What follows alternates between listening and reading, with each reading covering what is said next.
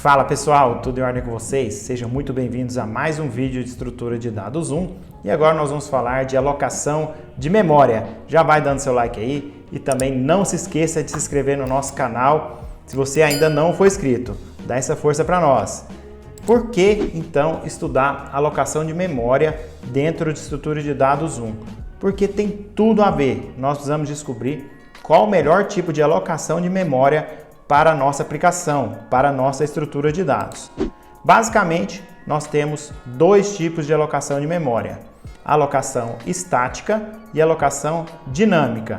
Na estática, eu já reservo antecipadamente o meu espaço de memória, não podendo alterar esse espaço em momento de execução. Nesse exemplo, eu vou declarar a variável A do tipo inteiro e também a variável B, um arranjo do tipo inteiro com 20 posições.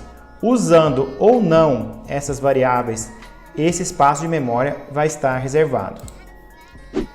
Então aqui, mostrando de modo gráfico a alocação estática, observe que cada variável vai estar em uma posição e a próxima de modo subsequente na memória. A gente chama isso de espaço contíguo de memória. Aqui uma pilha nesse lado direito, utilizando a alocação estática de memória. Então, nem sempre a pilha, que eu vou ver mais para frente, vou mostrar a implementação e o uso das pilhas mais para frente em outro vídeo, nem sempre ela é feita utilizando a alocação dinâmica. Porém, em alguns casos, poucos casos, nós podemos desenvolver utilizando a alocação estática, como que é o que está sendo representado aqui nesse lado direito. Já a alocação dinâmica, por sua vez, é definida como aquela onde o programa, o software, obtém o espaço de memória em tempo de execução, que é chamado de runtime, podendo então liberar espaço assim que for possível que ele não estiver sendo mais utilizado. Em Java, diferente da linguagem C, é feita essa limpeza de memória, coleta de lixo, que a gente chama, de maneira automática. A linguagem percebe que você não vai utilizar mais aquele conteúdo e libera esse espaço. Isso é muito legal. Aqui um gráfico mostrando as duas alocações com o mesmo conteúdo. Então nós temos 4 caracteres sendo armazenados em memória. Aqui na alocação estática, observe que a letra A está sendo gravada no endereço A01, a B no A02 e assim por diante, um após o outro, uma memória contígua, que é como a gente chama. Já na alocação dinâmica, nesse lado direito, nós podemos perceber que a letra A está aqui no mesmo endereço do que a letra A desse primeiro exemplo, do lado esquerdo, no A01, mas a letra B já está na posição A10, já pulou aí 9 posições. E a letra C já está na posição A51. O que está amarrando isso, logicamente, é uma ligação. Aqui em Java, essa ligação é feita por variáveis. O próprio programa compilador, ele pelo nome do próximo, ele já vai obter o acesso a esse próximo valor, esse próximo objeto. Já em C, nós utilizamos ponteiro, que vai mostrar essa próxima posição. Essa é a diferença básica de Java para C em relação à alocação dinâmica de memória. Então, por que não só utilizar a alocação estática, já que eu não preciso de ponteiros? Eu vou explicar agora para vocês. Primeiro, a vantagem, que é essa que eu já expliquei. Uma variável vai estar no endereço subsequente, uma posição também subsequente da outra. Então, nós temos uma área sequencial de memória. E aí eu posso acessar quase que de imediato cada posição, apenas fazendo um cálculo. Dado o endereço inicial, eu calculo quantas posições eu preciso para chegar naquele valor, naquele elemento, e aí eu consigo acessar facilmente. Eu chamo esse cálculo de posições que é feito a partir de um índice. Então, eu consigo fazer facilmente. E também utilizo o mesmo tempo para acessar cada elemento. O grande problema é que eu não posso mudar esse tamanho de variável a partir da execução do programa. Então, se eu aloquei no início, é aquele tamanho que eu vou ter posteriormente. Esse é o grande problema. Mas isso realmente é um grande problema? Vamos entender na prática. Aqui um exemplo prático, porém menor do que o real. Aqui eu faço o exemplo com 5 pessoas, mas na prática nós temos sistemas aí com milhões de pessoas, alguns até menores, mas a gente fala sempre em milhares de pessoas no sistema real. Mas em 5 pessoas vocês já vão notar a grande diferença. Aqui eu tenho nomes fictícios. Primeiro, Ricardo Soares Romano Silva Amaral Júnior, nome grande. O segundo nome, Lui Chia, um nome bem pequeno. Então, assim como os nomes, nós temos em vários dados do mundo real uma diferença grande de tamanho. Então é difícil você definir isso antecipadamente, que é o que é proposto na alocação estática. Então vamos pensar então nessa alocação. 5 pessoas, num tamanho de 50 caracteres por nome. Então tem que definir um tamanho maior para eu conseguir colocar os nomes. O nome pequeno vai sobrar espaço, não tem jeito. E eu tenho que suportar esse nome maior. Então aqui eu tenho 250 posições de memória.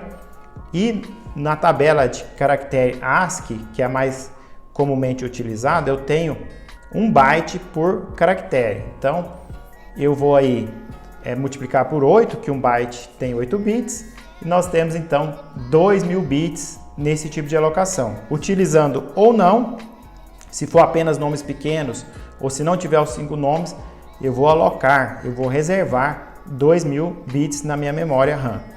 Já na alocação dinâmica, eu vou ocupar da minha memória apenas os caracteres necessários. Então, uma quantidade bem menor de espaço, aqui no caso 880 bits. Então, observe a grande diferença nesse exemplo, que é pequeno, é menor do que o que a gente tem na vida real. Então, ao se determinar o máximo de elementos, porque é o que realmente os programadores fazem na prática, eles colocam sempre a mais para não ter problema na execução, nós vamos acontecer o seguinte: um subdimensionamento, no caso do programador colocar menos, que é o que dificilmente acontece, mas ele pode colocar ali 50 caracteres por nome, que é o que a gente falou no nosso exemplo, e ter um nome e aparecer um nome bem maior, e aí não suportar. Então vai ter mais elementos a serem armazenados e o programa não vai suportar. E também um superdimensionamento, no caso mais comum, onde eu vou alocar, reservar um espaço grande e não vou utilizar. Ah, mas nós temos aí muita memória RAM nos nossos sistemas, mas nós não podemos exagerar, superdimensionar os sistemas, porque em computação em nuvem nós pagamos pelo processamento, pela utilização da memória, e também sistemas maiores, por mais que você consiga uma memória grande, você vai precisar otimizar. Isso é uma realidade. Aqui outra questão de problema da alocação estática, também mostrado de uma maneira prática, quando a gente precisa inserir ou apagar elementos no meio do vetor, que é um caso real, o vetor deve ser então rearranjado. Aqui no primeiro exemplo, na primeira ação, nós podemos ver um vetor, um arranjo totalmente desordenado. No segundo caso, ele já foi ordenado, então nós tivemos um custo computacional de realizar um algoritmo de ordenação, seja qual for, e depois, retirando o 4, ficou esse espaço vazio. Então eu tenho que trazer o 6 e o 8 uma casa antes. Por quê? Se eu ficar com esse espaço vazio, vai ficar ruim para os nossos algoritmos tratarem isso no futuro. Porque imagina só, eles fazem vários cálculos pensando que tem um elemento ali e vão ter buracos na medida que realmente na vida real nós precisamos excluir elementos. Então esse é um problema da alocação estática. Nós temos que processar, reordenar esses elementos nas posições subsequentes em vários casos. Já na alocação dinâmica de memória, como eu disse anteriormente, a própria gerência de memória é realizada pelo compilador, pela nossa máquina virtual, que é como a gente chama o processamento, o processador Java. Então, nós não precisamos nos preocupar em alocar ou desalocar a memória. Então, o problema da alocação dinâmica já é resolvido aqui na linguagem Java, diferente do C, onde a gente tinha que ir lá alocar explicitamente uma posição de memória, pedir essa posição e depois desalocar, dar o free. Em Java a gente não precisa dar esse comando free porque a máquina virtual já faz isso para nós. Então, além disso, olha que bom, Java não sofre com os erros de memória causados pela manipulação incorreta dessas posições. Então a gente não tem aqueles erros de ponteiros que dificulta muito a programação e entendimento por parte de vocês. C é muito criticado, inclusive por isso. Depois que o programador aprende, aí tudo bem, mas para quem está começando, isso é um grande problema e também dificulta o entendimento. Então Java resolve esse problema. Então em C nós utilizamos o comando malloc. Esse é o comando para alocar a memória. Então ele vem de memory allocation, alocando blocos consecutivos na memória no momento que eu preciso de posições, no momento que eu preciso de modo dinâmico alocar algum valor. Em Java, basta eu criar um objeto, já vai ser feito de modo dinâmico. Então eles são alocados na memória RAM do computador. Para isso, eu utilizo o comando new, que vai chamar o construtor da classe, criando esse objeto em memória. Então, esses são os passos que acontecem quando eu executo esse comando, quando eu faço essa alocação. O espaço de memória é alocado para o objeto criado, as inicializações explícitas são realizadas, o construtor é executado, então o endereço de memória ele é reservado e ele é utilizado pela minha máquina virtual Java.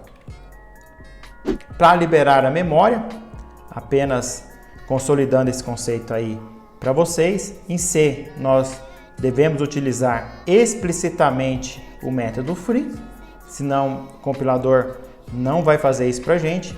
Em Java, que não possui esse método, tudo é feito de modo automático a partir de sua limpeza de lixo. Então nós, enquanto desenvolvedores, não precisamos nos preocupar com essa liberação de memória, isso para elementos que não são mais utilizados em nosso software. Então, mostrando aí mais vantagens e desvantagens, aqui na alocação dinâmica, uma lista tem as seguintes vantagens. Nós vamos inserir ou retirar itens a um custo constante, porque eu não preciso reordenar aqueles elementos que estão posteriores a uma exclusão, como que acontece numa alocação estática. É só mudar as ligações e pronto, já está certo e mantém a ordenação. É bom para aplicações em que não existe previsão sobre o crescimento da lista, que é a maioria das aplicações. Se eu tenho 50 clientes, depois posso aumentar para 60, 100, 1000 e assim por diante. Então não preciso definir um tamanho máximo no início do meu programa, isso é bem legal e super importante. No entanto, eu tenho que ter ali aquele ponteiro, aquela referência, aquela ligação para o elemento seguinte. Então eu tenho esse overhead que a gente chama. Ele é pequeno, mas se antes era só eu ir para a posição seguinte de memória, aqui não. Eu tenho que perguntar qual é o próximo elemento. Então eu percorro aquele ponteiro que liga para o próximo, ou em Java é só eu perguntar para o elemento próximo, que é um objeto criado aí com o comando new. Agora eu vou mostrar uma tabela comparativa que eu sei que vocês gostam muito. Aqui na coluna da esquerda eu tenho a alocação estática e na coluna da direita eu tenho a alocação dinâmica. O primeiro ponto é que na alocação estática eu tenho a memória alocada de modo prévio e na alocação dinâmica eu tenho a memória que é alocada à medida da minha necessidade durante a execução do programa. Não havendo nova alocação de memória na alocação estática, então se eu comecei com 10 variáveis, eu vou permanecer com essas 10 variáveis ao final do programa. Eu não posso também desalocar variáveis no momento da execução. Então, se eu utilizo uma variável só no início do meu programa, eu tenho que conviver com aquele espaço, com aquele recurso sendo utilizado no meu equipamento até o fim da execução do meu software, diferentemente aqui do que acontece na alocação dinâmica. Na alocação estática eu tenho uma execução também mais rápida, porque basta eu percorrer o próximo endereço e eu vou encontrar os novos elementos, diferente então da execução mais lenta. Essa diferença é mínima, mas ela é importante, deve ser falada aqui.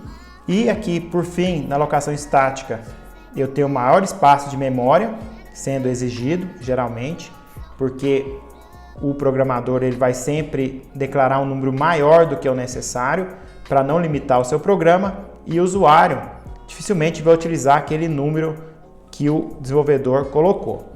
E já aqui na alocação dinâmica, eu vou utilizar menos espaço, por quê? Vou utilizar só o necessário. Então essa é a grande diferença que nós temos na alocação dinâmica, e esse é o principal fato que esse tipo de alocação é o mais utilizado na prática.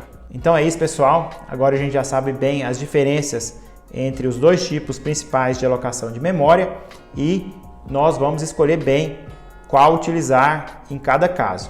Na maior parte das vezes nós vamos utilizar a alocação dinâmica, mas a alocação estática ela é importante, tem suas vantagens para tipos específicos de desenvolvimentos, onde a gente sabe o número exato de elementos que a gente vai armazenar. Por exemplo, numa produção de carros, num sistema que gerencia essa produção, para cada carro nós temos 5 pneus, então eu posso sim alocar o espaço em memória para 5 pneus, que são exatamente o número de pneus. Então isso vai ser melhor nesse caso. Então é isso, gostaria de agradecer a audiência de vocês e pedir que se inscrevam nesse canal e que também curtam esse vídeo. Um abraço e até o próximo.